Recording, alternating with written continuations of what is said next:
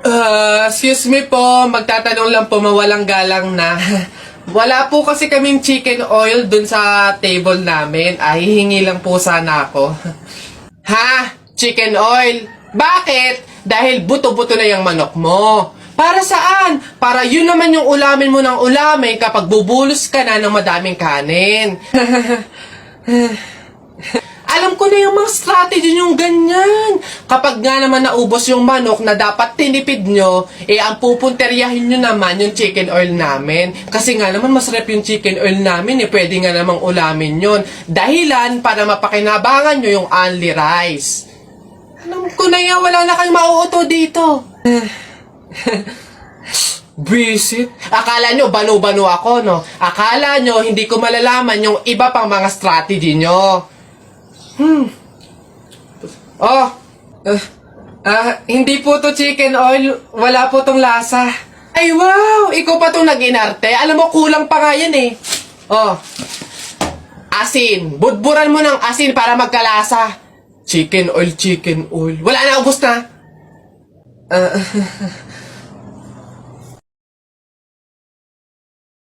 Teacher, may tanong po ako sa'yo kung talagang matalino ka sa math. Ay nako tutoy, bata ka pa mapapahiya ka na. Kaya nga math teacher mahusay sa math. Ano ba yung tanong mo?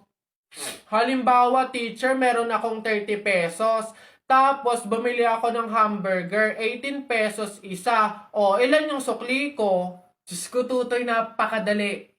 30 pesos minus 18. O, edi 12. 12 pesos ang sukli mo. Ah, mali teacher. Ha? Bakit? Paano mali? 2 pesos lang sukli ko. 20 lang kaya binayad ko. May nakita ka bang 30 pesos na buo? Bola. Talaga ba? Go. Tao. Oo. Tao? Oo. Pati ng katawan ng tao? Hindi. Artista? Oo. Philippines? Oo. Channel 2? Oo. Lalaki? Hindi. Babae? Oo. Vice ganda? No. Wait lang. Sikat to? Oo. Drama? Pwede. Drama, babae, sikat. Wait lang. Wala akong kilala. Wait lang. Julia? Hindi. Barreto? Catherine Bernardo? Hindi. Bata pa? Oo. May collab team? Pwede. Liza Soberano? Pwede. Hindi. Sino to? Sino? Adriana Blandes? Hindi. A. Hindi. B, Hindi. C, D, Hindi. E, F, G, H, I, J, K, Hindi. L, M, Hindi. N, Oo. N. N, sinong N? Nadine!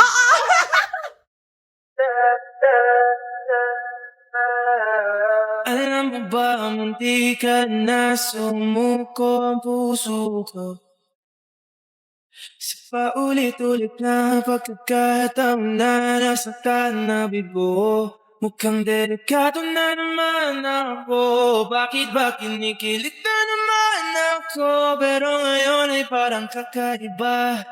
Nakatingin sa iyong mata, ang mundo ay kalma. Ngayon andyan ka na, di magmamadali. Ikaw lang ang katabi, ang sa mo kay pumuti. Di na maghanap ng kung anong sagot sa mga tanong. Dahil ikaw ang tatiyakan ko. Hindi na ako ipitaw. Ngayon ikaw lang dyan sa'yo. Kung naging kulay ang aking sisilbing tanglaw. Ikaw. Di akalain mararamdaman ko muli ang yakap ng panahon habang kumakalabit ang init at sinag ng araw. Mukhang di naman delikado kasi parang humingiti na naman ako. Kaya ngayon di na pumangangamba kahit anong sabihin nila. Ngayon andyan ka na, di magmamadali. Wala nang katabi at sa ako kay pumuti. Di na maghanap ng kung anong sagot sa mga tanong.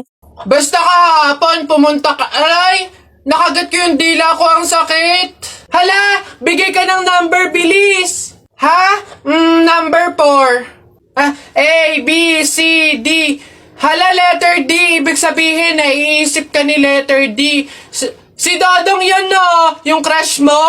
Nay! Hindi naman. Hindi ko na naman crush yun. Asim-asim ni Dodong eh. Ikaw nga, tinan mo yung yung ilong mo nagpapawis. Ibig sabihin daw niyan selosa eh. Nagsiselos ka siguro pag may kalarong iba si Mark Jun, no? Hindi naman ako selosa. Anong paki ko kung may kalaro ng iba si Mark Jun? Andyan pa naman si Tep Tep. Ano ba yun? Hay, kaya ano yung mga pinag-uusapan ninyo? Kababata pa'y kumikiringking na kayo, ha? Hindi pa nga ata marunong magbasa't magsulat lumalantod na. Uy! Tao po. Tao po. Ano ba yan, Nay? Nakakatakot naman yung mga tahol na aso. Oo nga, anak, Diyos ko. Alam mo ba, pamahiin yan? Kapag daw tumatahol yung aso sa gabi, may kapitbahay daw na mamamatay. Diyos ko, sana naman si Marites. Puro na chismis yun eh. Tao po! Diyan kayo!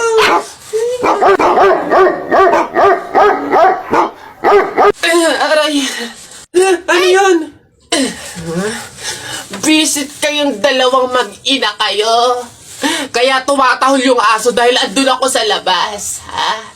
Puro kayo pamahiin. Tawag ako ng tawag, wala man lang sa inyong nagtangkang lumabas para sa akin. Ay, kuya lang.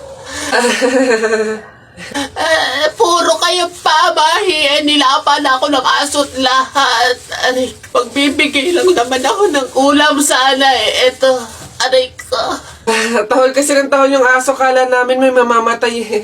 Oo nga, mamamatay ako sa inyong dalawa. Aray ko yung rabies, yung kumakalat na. Uy, paano kaya kung nakita natin si Lord, no? Basta ako pag nakita ko si Lord, sasabihin ko, ingatan niyo yung family ko, ingatan niyo yung friends ko, tsaka yung buong mundo. Ako naman, basta pag nakita ko si Lord, sasabihin ko, bigyan niya ako ng madaming Ferrari tsaka motor, yung iba't ibang kulay. Ayun na yung sa inyo. Ako, basta pag nakita ko si Lord, sasabihin ko, Lord, isama mo na ako. Ayun na, bilisan nyo, matatalo na tayo. Ano ba yan? Bilis kasi! Hay, Balong. Ikaw naman puro laro lang dyan. Bumili ka ng sibuyas at bawang kina Ate Telay. Bilis! Nay, wait lang naman. Kanina pa kayo utos ng utos dyan eh. Talo na nga eh. Ano ba yan? Abahoy, ako'y sinasagot-sagot mo na? Hirap na hirap akong palakahin kasi sabi ko sa'yo, pag sa susunod ako'y sinagot mo pa, talagang malilintikin ka sa aking bata ka. Nagawa mo na ba yung mga assignment mo, ha? Yung kwarto, nalinis mo na ba? Sabi ko sa'yo. Tsaka nga pala yung pinggan, ha? Niligpitan mo na ba? Sabi ko, hoy! Ako talagang bata kay ginigigil mo, ha? Ba't hindi ka umimik dyan? Sabi niyo po, huwag kayong sasagutin. Gulo niyo din eh. Hoy, Mark Jun, Alex, may tanong ako. Anong gagawin niyo kapag kayo na lang tao sa mundo? Dali-dali. Basta sasakay ako sa mga Ferrari, sa helicopter, tsaka sa mga eroplano. Tapos okay lang kahit ibangga ako kasi wala na namang mga pulis eh. Lalo sa akin. Pupunta ako sa Star City tapos sasakyan ko lahat ng mga rides doon. Ikaw na nga lang mag-isa eh. Sino magpipindot nun? Ayo nga. Ayun na yung sa inyo. Basta ako wala namang makakakita sa akin. Maguhubad ako. Patay na doon si Kuya Tonyo. Kaya pagkatapos natin dito sa burol ni Kaplora, daan tayo doon sa burol ni Katonyo. Ay, ganun ba? Di bali na lang, Mare. Pamahiin kasi yun eh. Na bawal pumunta ng dalawang burol sa isang gabi kasi daw may pamilya daw nila na mamamatay din. Wag na lang. Ay, ganun ba? Sayang naman ang dami daw pagkain doon. Ang sasarap pa. Alam mo, hindi naman totoo yung mga pamahiin na yan. Yung mga joke-joke lang yun ng mga matatanda. Alam mo, tara na doon. Mga nagpapautulan sa mga pamahiin na yan. Mas madami pa ng pagkain doon. Dito, puro biskwit lang. Uy, kuya! Gandang hapon. Pogi mo ngayon Di kita nakilala. Grabe talaga, lakas talaga ng dating mo. Kuya, pwede ba kaming lumabas saglit? Kasi magbibideo na kami ng assignment. Super duper, saglit lang talaga. Hindi. Pasok. Baka mapagalitan pa ako. Kuya, saglit lang talaga. As in, wala pa nga 5 minutes. Super duper to the over. Saglit lang talaga. As in, hindi kami magtatagal. Good take lahat. Walang take 2. As in, Dali na, saglit lang. Deadline na namin mamaya. O sige na, sige na. Bilisan nyo lang ha. Ah, thank you. The best ka talaga. Game na. Ikaw na mauna ka na. Okay, 1, 2, 3. Ang kapal ng mukha mo! Niloko mo ko! Paano mo nagawa sa akin to? Lahat binigay ko sa'yo, ha? Kuya, 20 pesos na fishball, maanghang yung sauce. Dali.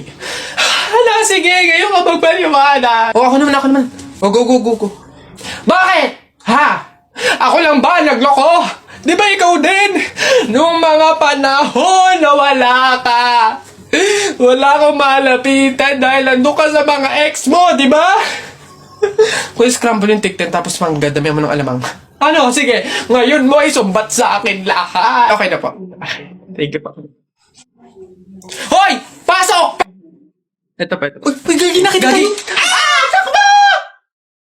Anak!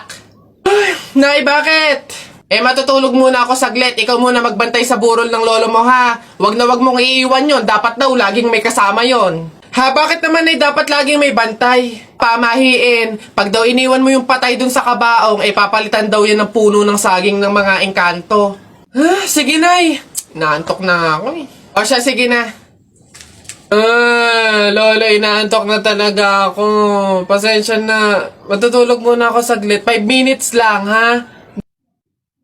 Di naman siguro totoo yung mga pamahiin na yan. Engkanto. Sige.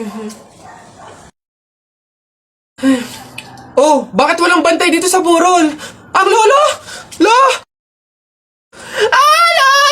Sinasabi ko na nga ba? Nay, bakit anyari? Wala na yung lolo mo. Ha? Wala na sa kabaong si lolo? Oh?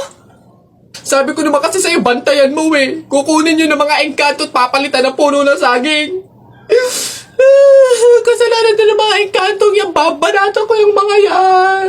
Puno na lang ng saging na natira, lola. Oh, di mabuti, Nay. Ha? Bakit? Di iwas gastusin. Makakatipid. Wala na tayong ipapalibing.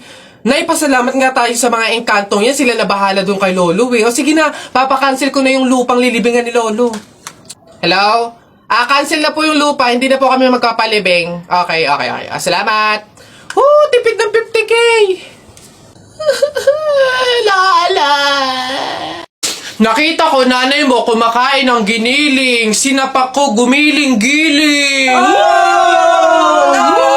Wala. For your information, pwet mong may lotion. Pag na-infection, congratulations!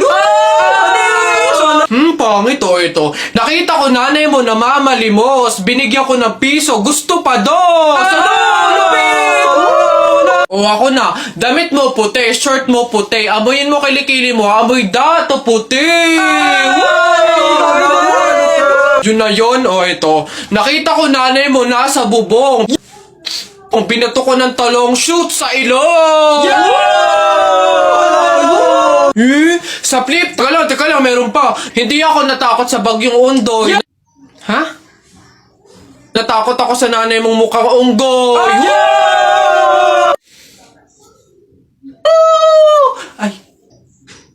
Ay, Nay!